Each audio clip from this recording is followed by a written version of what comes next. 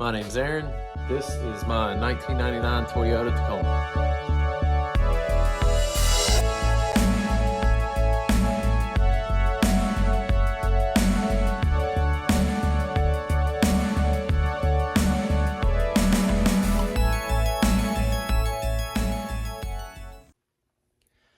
So originally I had planned to do some videos and vlogging on this from its stock configuration to its current state. And between like work schedules, being a parent, it was hard enough to come out here and work on it, much less video and clean also. So I've had some time off. I've been able to come in here, clean the garage a little bit. So I figured now was the best time to go ahead and start showing off the truck, talking about it a little bit, its current state, and what the plans are for it. So quick rundown on how it currently sits. Viking coilovers, front and rear, triangulated 4-link. It's got a small notch, nothing crazy, just goes to what the top of the frame would have been. It's currently sitting on 18-inch Rev 7s centerline. They're actually Chelsea DeNofa's old comp wheels. The flares, which I get asked about a lot, are just stock 4x4 flares. They're completely OEM. The only difference is I had to cut the flat spot out because normally it's capped in. So I cut all that out so the wheel can actually go up in it. And then came through here and mounted everything with nutserts from the back side. And then once the flare was mounted, everywhere where the bolts were, I cut all the sheet metal off all the way up till really close to those. It was about 2 inches. That way the flare itself, flat spot's gone, sheet metal's gone, and it's got as much clearance through here to actually move and have room that it could. Viking coilovers again. It has custom 2-inch drop spindles that I make. Probably made it for a few of you Tacoma guys out there. Lower arms have the coilover plates from MJB Taco or MJB Fab. Hit them up if you need a set. They work great.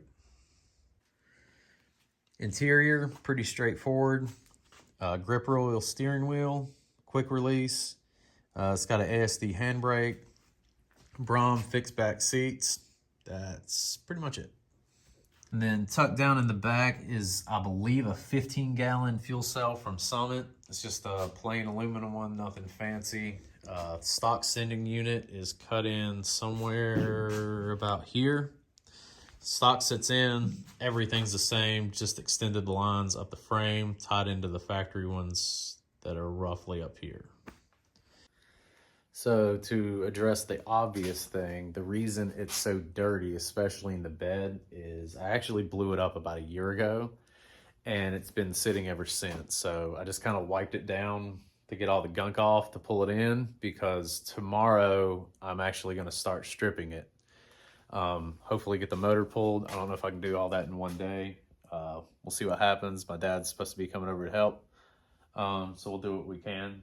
As I mentioned, I blew the engine up, so it's getting a LQ9 out of an Escalade, and that will be paired with a T56 Magnum. I still have lots of things to buy for the truck. Clutch, bell housing, blah, blah, blah. There's several big ticket items, but got quite a few things already, so we're going to get started on it. Cage will be the first thing that's going to go in. I have all the tubing already. I actually just got a die-in from JD Squared yesterday, I think. So progress on the truck won't be very fast. It's going to happen when it can happen.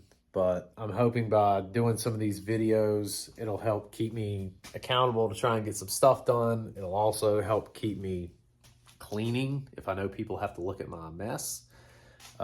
It got pretty embarrassingly dirty, but it's nice and clean now. Clean welding table, kick-ass vise, plans I got from Fireball Tool. But I'm hoping by doing some of these videos, like, I can just start staying clean, staying productive, and it kind of keeps me accountable. That's about it for now. I'll start filming progress as it happens tomorrow, pulling stuff out, blah, blah, blah. We'll talk about this truck later, I still have to do quite a bit on that side of the garage, and obviously there's a shit ton of stuff in the back of it. I want to get all that out first, but we'll talk about that later.